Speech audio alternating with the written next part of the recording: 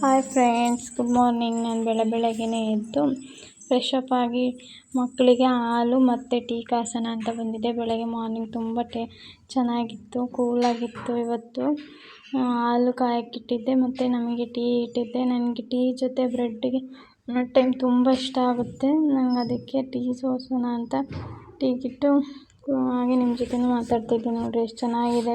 ಬೆಳಗ್ಗೆನೇ ತುಂಬ ಚೆನ್ನಾಗಿತ್ತು ವಾತಾವರಣ. ನಾನು ಹಾಗೆ ಇಡ್ಲಿಗೆ ಚಟ್ನಿ ಮತ್ತು ಸಾಂಬಾರು ಕೂಡ ಮಾಡೋಣ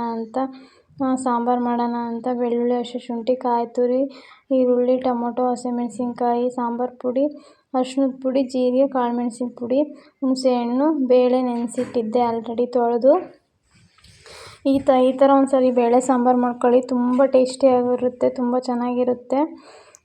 ಫಸ್ಟ್ ಹಸಿಶುಂಠಿ, ಬೆಳ್ಳುಳ್ಳಿ, ಸಾಸಿವೆ ಮತ್ತು ಹಸಿಮೆಣಸಿನ್ಕಾಯಿ, ಕರಿಬೇವು ಇದೆಲ್ಲ ಒಗ್ಗರಣೆಗಳನ್ನು ಕೊಟ್ಟಮೇಲೆ ಎಣ್ಣೆ ನೀಟಲ್ಲಿ ಒಂದು ಸ್ವಲ್ಪ ಫ್ರೈ ಆದಮೇಲೆ ಟೊಮೊಟೊ, ಈರುಳ್ಳಿ ಹಾಕ್ಬಿಟ್ಟು ಅದೊಂದು ಸ್ವಲ್ಪ ಸಾಫ್ಟ್ ಆದಮೇಲೆ ಏನು ಸಾಂಬಾರು ಪೌಡ್ರ್ ಇರುತ್ತಲ್ಲ ಅದನ್ನು ಕೂಡ ಹಾಕಿ ಅದಕ್ಕೆ ಅದು ಎಣ್ಣೆಲ್ಲ ಸ್ವಲ್ಪ ಮಿಕ್ಸ್ ಆದಮೇಲೆ ನಮ್ಗೆ ನೀರು ಎಷ್ಟು ಬೇಕೋ ಅಷ್ಟು ಹಾಕ್ಕೊಂಡು ಬೇಳೆನೂ ಹಾಕ್ಕೊಂಡು ಬೇಳೆನೂ ಮಿಕ್ಸ್ ಮಾಡಿ ಸ್ವಲ್ಪ.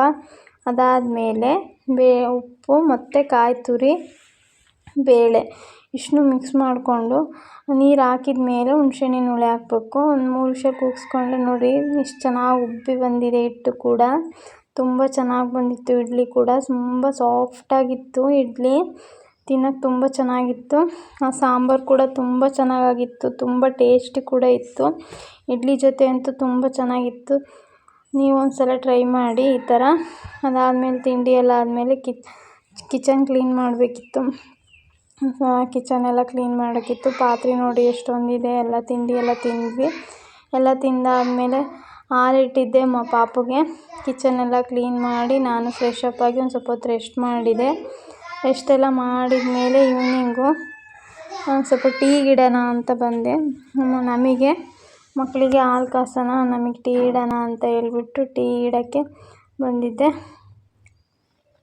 ಟೀಗಿಡೋಣ ಅಂತ ಟೀ ಕೂಡ ನಿಮ್ಮ ಜೊತೆ ಹಾಗೆ ಮಾತಾಡ್ಕೊತ ವಿಡಿಯೋ ಆನ್ ಮಾಡ್ಕೊಂಡಿದ್ದೆ, ಲಾಗ್ ಮಾಡೋಣ ಅಂತ. ಒಂದು ಟೀ ಇಡ್ತಾ ಇದ್ದೆ. ನನಗೆ ಈವ್ನಿಂಗು ಮತ್ತು ಮಾರ್ನಿಂಗು ಒಂದು ಸ್ವಲ್ಪನಾದರೂ ಟೀ ಕುಡಿದ್ರೆ ಚೆನ್ನಾಗಿ ಫ್ರೆಶ್ ಅಪ್ ಇರುತ್ತೆ ಮೈಂಡು. ನಾವು ಏನೇ ಡಯಟ್ ಮಾಡ್ತೀವಿ ಅಂತ ಅಂದು ಡೈಲಿ ಹಾಗಲಕಾಯಿ ಜ್ಯೂಸೇ ಕುಡಿಯೋಕ್ಕಾಗಲ್ಲ ಅಲ್ವಾ. ಈ ಥರನೂ ಒಂದೊಂದು ಟೈಮ್ ಕುಡಿಬೇಕಾಗುತ್ತೆ. ನಾವು ಡೈಲಿ ಹಾಗಲಕಾಯಿ ಜ್ಯೂಸು ಡೈಲಿ ಇದನ್ನೇ ಕುಡ್ಕೊಂಡಿರೋಕ್ಕಾಗಲ್ಲ. ಎಲ್ಲದೂ ಬೇಕು ಬಾಡಿಗೆ. ಆಮೇಲೆ ನಾನು ನೆಕ್ಸ್ಟ್ ಡೇ ಇದು ಮಾಡ್ತಾಯಿದ್ದೆ, ಬದನೇಕಾಯಿ ಎಣ್ಗಾಯಿ. ಇದು ತುಂಬ ಚೆನ್ನಾಗಾಗುತ್ತೆ. ಈ 4 ಹಾಕಿದರೆ ಎಳ್ಳು ಮತ್ತು ಕಡಲೆ, ಆಮೇಲೆ ಶೇಂಗಾ, ಆಮೇಲೆ ಕುಶಿಕಾಳು ಈ 3 ಸ್ವಲ್ಪ ನೀವು 4 ತರಿಯಾಗಿ ರುಬ್ಕೊಳ್ಬೇಕು. ತರಿಯಾಗಿ ರುಬ್ಕೊಂಡ್ಮೇಲೆ ಇದು ಬದನೇಕಾಯಿ ಈ ಥರ ಬದನೇಕಾಯಿ ನಮ್ಮ ಮನೆ ಹತ್ರನೇ ಬಿಟ್ಟಿತ್ತು ನಮ್ಮ ಗಾರ್ಡನಲ್ಲಿ. ತುಂಬ ಟೇಸ್ಟಿಯಾಗಿರುತ್ತೆ. ಕರೆಂಟ್ ಬೇರೆ ಹೋಗಿತ್ತು ವಿಡಿಯೋ ಮಾಡೋಕ್ಕೆ, ಹಾಗೆ ವಿಡಿಯೋ ಮಾಡ್ತಾಯಿದ್ದೆ. ಅದೊಂದು ಬೇಜಾರಾಗ್ತಾಯಿತ್ತು, ಕರೆಂಟ್ ಹೋಗ್ಬಿಡ್ತಲ್ಲ ವಿಡಿಯೋ ಮಾಡೋಣ ಅಂದರೆ ಅಂತ, ಡೀಟೇಲಾಗಿ ತೋರಿಸೋಣ ಅಂದರೆ ಅಂತ. ಹಾಗೆ ನಾನು ಬದನೇಕಾಯಿ ಎಲ್ಲ ಕಟ್ ಮಾಡಿ ಈರುಳ್ಳಿ ಕಟ್ ಮಾಡ್ಕೊತಾ ಇದ್ದೆ.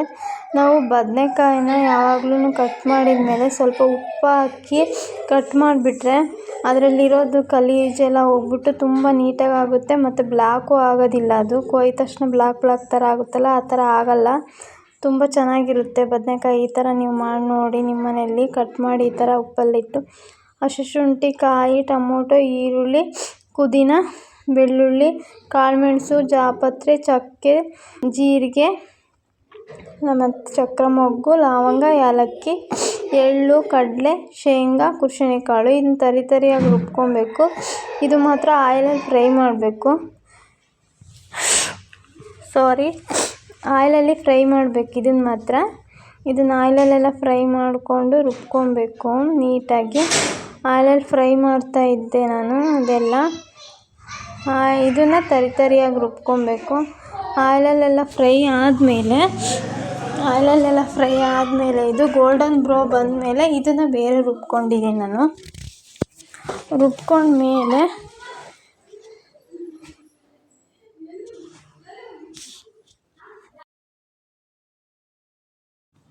ಗೋಲ್ಡನ್ ಬ್ರೌನ್ ಬಂದಮೇಲೆ ಅದೇನಿತ್ತಲ್ಲ ಪೌಡ್ರು ಅದೆಲ್ಲ ಹಾಕ್ಬಿಟ್ಟು ಅದೆಲ್ಲ ಆದಮೇಲೆ ಮಸಾಲೆ ಎಲ್ಲ ಹಾಕಬೇಕು. ಅದೇನು ಎಳ್ಳು ಅದನ್ನೆಲ್ಲ ಹುರ್ಕೊಂಡಿದ್ವಲ್ಲ ಅದು ಕೂಡ ಹಾಕ್ಬೇಕು ಅದಕ್ಕೆ. ಅದೆಲ್ಲ ಮಿಕ್ಸ್ ಮಾಡಿಕೊಂಡು ಬದನೇಕಾಯಿ ಎಲ್ಲ ತುಂಬಿಟ್ಟು ಅದಕ್ಕೆ ಬದನೇಕಾಯಿಗೆ ತುಂಬಬೇಕು. ಅದನ್ನ ನೆಕ್ಸ್ಟ್ ನೀಟಾಗಿ ಮಿಕ್ಸ್ ಮಾಡ್ಕೊಬೇಕು. ಮಿಕ್ಸ್ ಮಾಡಿ ಆಮೇಲೆ ಬದನೇಕಾಯಿಗೆ ತುಂಬಿದರೆ ತುಂಬ ಟೇಸ್ಟಿಯಾಗಿ ಬರುತ್ತದು, ತುಂಬ ಚೆನ್ನಾಗಿ ಬರುತ್ತೆ. ನಾವು 4 ಕಡೆ ನೀಟಾಗಿ ಹೋಲ್ ಮಾಡಿಕೊಂಡು ಅದಕ್ಕೆ ಫಿಲ್ ಮಾಡಬೇಕು. ಹಂಗಾದರೆ ಚೆನ್ನಾಗಿ ಬರುತ್ತೆ. ಅದು ಕಾಯಿಗೆಲ್ಲ ಉಪ್ಪು ಖಾರ ಎಲ್ಲ ನೀಟಾಗಿ ಹತ್ತುತ್ತೆ. ಹಂಗೆ ಹತ್ತಿದ್ರೇ ತುಂಬ ಚೆನ್ನಾಗಿ ಇರುತ್ತೆ ಪಲ್ಯ, ತುಂಬ ಟೇಸ್ಟಿಯಾಗೂ ಬರುತ್ತೆ. ಅದನ್ನೆಲ್ಲ ಫುಲ್ಲು ಅಷ್ಟು ನಾನು ಫಿಲ್ ಮಾಡ್ಕೊತಾ ಇದ್ದೆ.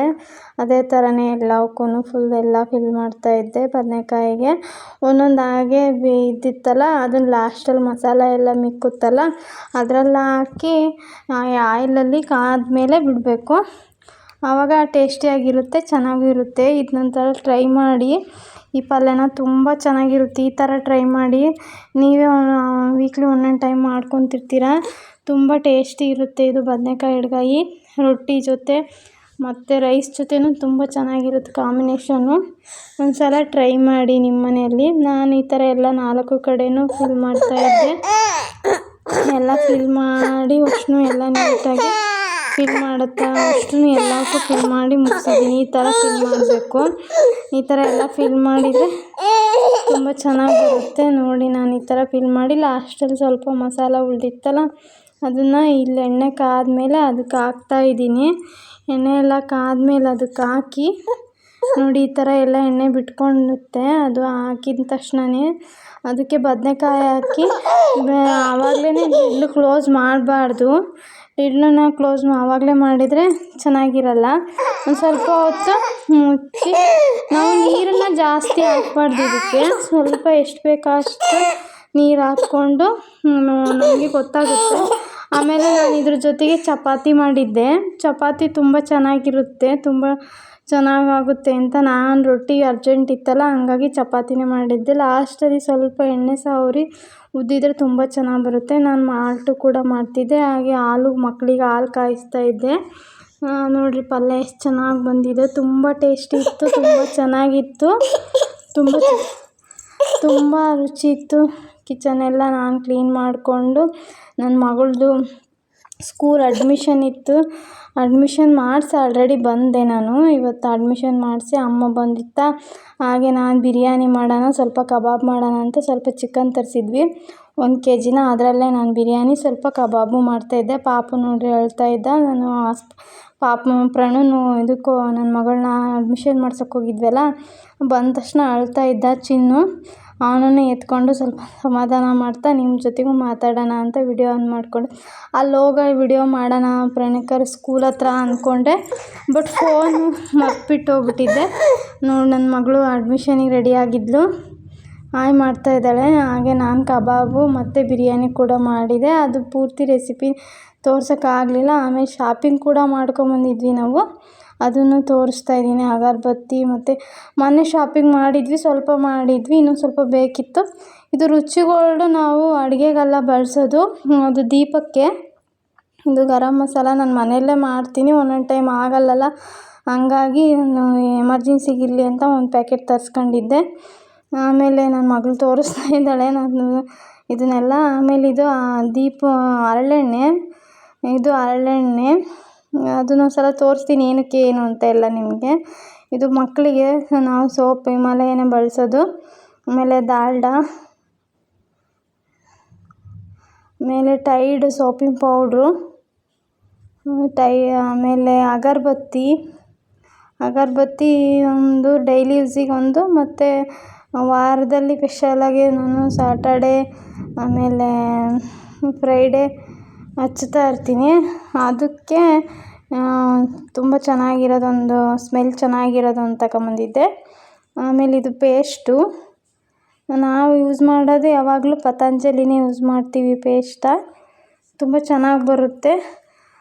ಅದಾದಮೇಲೆ ಬ್ರಷ್ಷು, ಸೋಪು ಎಲ್ಲ ತಂದಿದ್ವಿ. ನನ್ನ ಮಗಳು ಅದನ್ನೇ ತೋರಿಸ್ತಾ ಇದ್ಲು. ಸಾಕು ಬಿಡಮ್ಮ ಅಂದ್ರೂ ನಾನು ತೋರಿಸ್ತೀನಿ ವಿಡಿಯೋ ಮಾಡ್ತೀನಿ ಅಂತ ಮಾಡ್ತಾಯಿದ್ಲು. ನಾನು ಸಾಕು ಬಿಡಮ್ಮ ಅಂದರೂ ಕೇಳಲಿಲ್ಲ ಅವಳು. ಇಲ್ಲಿ ವಿಲ್ ಸೋಪು, ಆಮೇಲೆ ಗೋಧಿ ಹಿಟ್ಟು ಖಾಲಿ ಆಗಿತ್ತು, ಗೋಧಿ ತಂದಿದ್ವಿ. ನಾವು ಗೋಧಿ ಬರೀ ಹಾಗೆ ಹಾಕ್ಸಲ್ಲ, ಸ್ವಲ್ಪ ಅದಕ್ಕೆ ಸೋಯಾಬೀನು, ಆಮೇಲೆ ಉದ್ದಿನಬೇಳೆ ಬರುತ್ತಲ್ಲ, ಉದ್ದಿನಬೇಳೆ, ಆಮೇಲೆ ಮೆಂತ್ಯ ಕಾಳು ಅದೆಲ್ಲ ಮಿಕ್ಸ್ ಮಾಡಿ ಹಾಕ್ತೀನಿ. ಮಗ ಅಳ್ತಾ ಇದ್ದಾನೆ. ಅದು ಟೈಡ್ ಸೋಪಿಂಗ್ ಪೌಡ್ರ್ ತಗೊಂಡ್ವಲ್ಲ, ಅದಕ್ಕೆ ಇದು ಫ್ರೀ ಬಂದಿತ್ತು. ಅದನ್ನು ಇದು ಎಲ್ಲ ಮಾಡಿರೋದು ನನ್ನ ಮಗಳು ವೀಡಿಯೋ. ನಾನು ತೋರಿಸ್ತೀನಿ ಮಮ್ಮಿ ಗ್ರೋಸರಿದು ಅಂತ. See you in the next vlog. Bye.